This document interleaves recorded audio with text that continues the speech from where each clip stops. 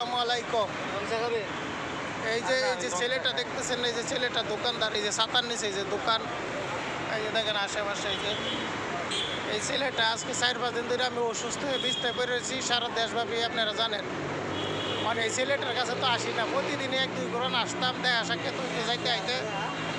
এখন এই ছেলেটা আসার সঙ্গে সঙ্গে বলতেছে আমাকে যে আপনি না খুঁয়ে কোথায় চলে গেছেন, গা ধাক্কা দিচ্ছেন।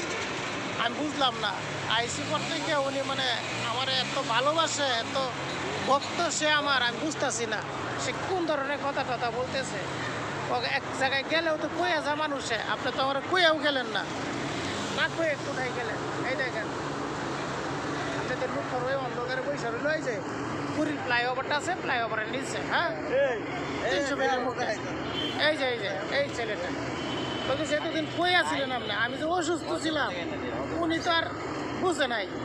হ্যাঁ আমারও পাইয়া দেখে হঠাৎ করে অবাক হয়ে গেছে গা, যে আপনারা তো আমি ফেসবুকে ছেড়ে দিতে চাইছিলাম, আপনি কই থাকেন, কই আছেন, কে আসো বিষয় বুঝতেছি না, হঠাৎ করে কই থেকে বাসান দিলেন।